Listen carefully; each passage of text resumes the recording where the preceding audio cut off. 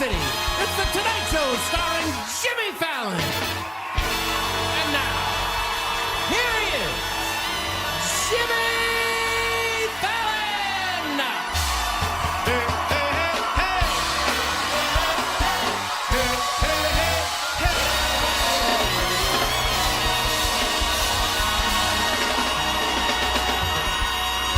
Hi, this is Deina from Deina's Corner, and today we have three special guests, two of them which provide from the book Fahrenheit 451, and the other, Victor Frankenstein from the book Frankenstein. I will personally make an interview for each of these characters. They all have different personalities, yet they contribute with an important part to the story of each of the novels they're from. So yeah. Hi Clarice, how are you doing today? I'm really great, thank you. Thanks for having me here. It's really just a dream come true. I've been wanting to come on here since I was a little girl, so being here is just like so surreal, and thank you. No, quite the opposite. Thank you for being here in our show today. So, to begin with, please introduce yourself to our viewers who don't know you yet. Well, my name is Clarice McLellan. I'm 17 years old, and as my uncle would say, I'm 17 and I'm crazy. He would always say the two go together. And yeah, so when he says, if someone asks you to introduce yourself or how old you are, they always say I'm 17 and I'm insane. Oh wait, but what do you mean by crazy? What does that mean? Oh, well, I don't mean literally. The society I live in, it's just really different from yours. They are really used to like burning books, like books are illegal, and just they don't want you to be asking questions such as why. They prefer you to know how to do things instead of why you're doing them. And my family has always been deemed like this really weird family because we just concern ourselves with the whys of life. And that's why people say I'm crazy as well. While other teenagers are just doing crazy things or watching television, running cars on the street at like high speed, I just prefer talking to my family and just conversing, so that's why I'm like different. Whoa, but tell me a little bit more about that burning book policy. How does it work? Oh, well, it's just where I come from, books are illegal, and just reading books, having books, it's just illicit. It's just the way things have always been. We have firemen, and it's not like yours that are like firefighters. Our firemen actually start fires instead of putting them out. And yeah, they burn books. If they find you with a book, you go to jail, and they burn those books. And yeah, it's just a way to keep us all happy, or that's what they say. Oh wow, that's really crazy. Yeah, it really is. I don't know how we've come to this, but it's just what I've always known. Okay, so tell me a little bit about your new neighbor. If I'm not wrong, he's called Montag. How does it work? What's your relationship with him? Oh, Guy, yeah, I met him. He's really interesting. He's actually a fireman, but he's different from all the other firemen I've encountered. He just seems to really listen or something. He's just not like other firemen who burn books without thinking. It seems like he really questions whatever is happening now. And the other day, I actually asked him if he was happy because it was just a really long conversation that led to this. But I don't know, I think it really left him thinking, and I just really consider him a really good friend, and I hope we can, continue talking because it's, he's different. Wow, well, I hope that too. Montag seems like a great guy, but just what you're saying. Yeah, he really is. So, what impact do you think you're doing to Montag's life? And, well, just people in general, like, do you think you can reach to more people? Well, I think that's just always been our family motto. Like, we should be able to make other people think more. Like, it's always a great thing to question your surroundings, question authority, question how everything, is made. And, you should never stop asking why, even if they tell you it's wrong, even if they tell you it's not necessary. I really think asking questions will, get you many places, and it's just a way to reach other people in a different way that just not many people care about.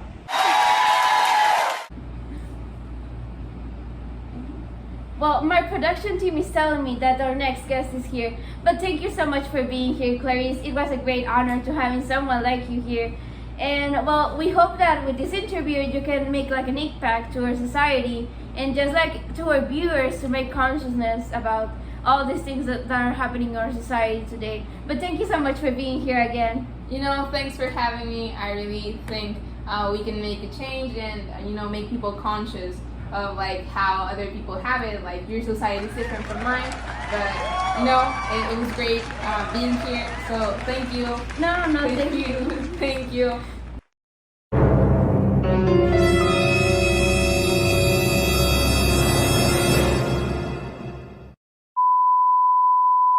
So, please everyone, welcome our next guest, Mildred Montag. Hi, everyone. I'm Mildred Montag.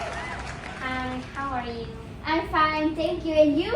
I'm totally fine. Thank you for asking. Well, that's great. So, tell us a little bit about yourself, please. So, as you know, I'm Mildred Montag, and I am a fireman and wife. So, I'm a kind of high society woman at the moment. And yes, I don't have a job currently, and well, I'm feeling great right now. Well, that's great. That's awesome to hear. So, what do you do in your free time since you don't have a job? Well, one thing that I enjoy doing a lot is watching the parlor walls. I think that I spend most of my day always watching that show, and sometimes hanging out with my friends. Oh, that's great. And how's your relationship with your husband going right now? Well, it's kind of complicated. He recently showed me his books, and I didn't put that importance, like, and attention. I just books. Even though it's not that great, I always trusted my husband in his job and his profession. But he kind of changed. Yeah, like he was an exemplary fireman, and now he's just reading books. And reading books has changed his whole personality and actions and our conversations and how he treated me. Well, that's really awful to hear. I've heard that in your society it is provided to read books. So how are you enjoying all of this? How's it going for you? Well, one effect is stress. I've been feeling overwhelmed a lot. And I've been feeling lonely. Like, I've never really thought a lot about that in our relationship, and somehow I'm feeling dumb and manipulated. Like, he's always telling me things and stuff, and this affects me.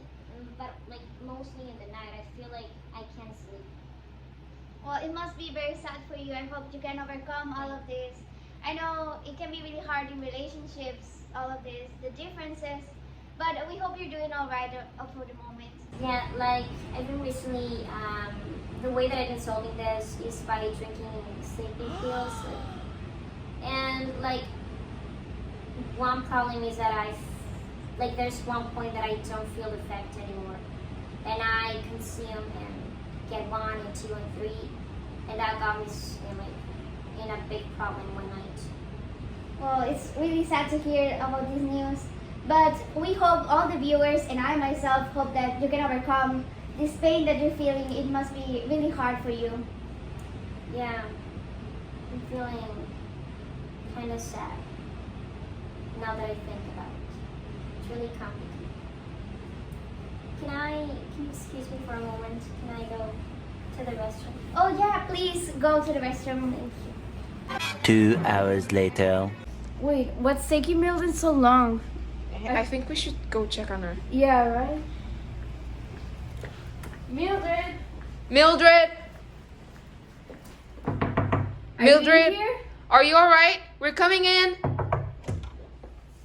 Wait, Mildred? Oh my god, Mildred. Are you okay? Wait, cut the cameras. No, Mildred.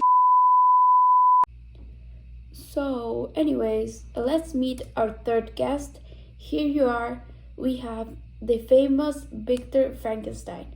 Victor, please introduce yourself to the Hi, audience. I'm Dr. Victor Frankenstein, and I am very pleased to be here with you today.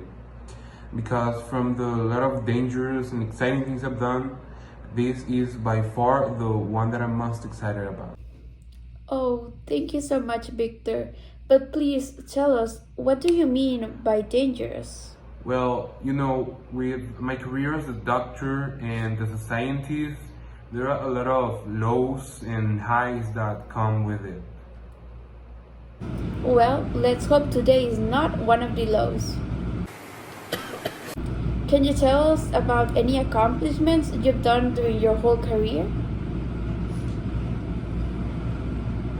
Of course, well, I've accomplished unimaginable things. Things that I would have never even thought of before. You know, I created life.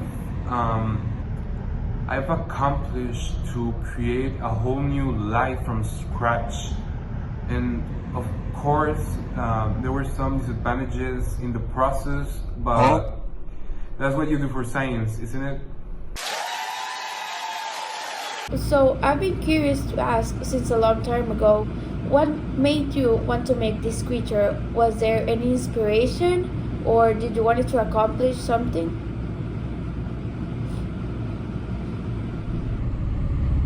Well, I see the creation of life as a mystical thing. And I thought that by creating this new creature, I could see all of the faces and discover all of the secrets from the life and death. And also, to be honest, it was kind of because of ambition too. You know, not to be braggy, but I have talent. And you can't just throw this talent away. And my ambition sometimes is like Satan, to be honest. But some other times it is something good, and it feels like criminal to me to waste all of this in just useless grief instead of using these talents to help my fellow creatures. I have to say, Mr. Frankenstein, that your work is truly delightful. But why don't we talk a little bit more about your personal life? Maybe Mrs. Frankenstein?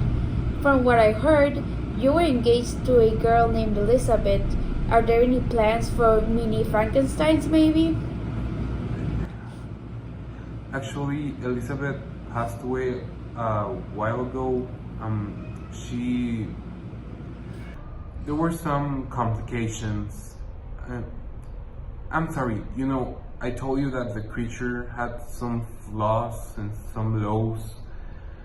Well, it turns out that the creature was more like a monster. You know, I think that I aspired too high, and this monster had a conscience of its own that told him that I was the bad guy, when actually sometimes I feel guilty of it, but sometimes I just have to live with it, because I made my choice, and this sacrifice to help the other people, because if I hadn't have done this, a lot of other people would have suffered and maybe died. So I made the right call. Wait, I'm sorry to interrupt, but what do you mean by that? Someone could have died? Sir felt lonely or something like that, and he asked me, he demanded me to create him a female version of him, a petition that I had to deny, because what if she wasn't like he wanted her, or what if she actually was, and they started a family and suddenly they had kids? what if they start to grow and they want at some point, I don't know, end with humanity, with the humankind? I just couldn't risk it. Even thought he threatened me with following my family and me. I had to take that sacrifice for the human sake, so everyone else could be safe. Even thought I know that it will risk me and my family and the people that matters to me. But thanks to your sacrifice, now you're considered a real hero. No hero, I created this. Sometimes I even feel like I am the monster, you know? It's just like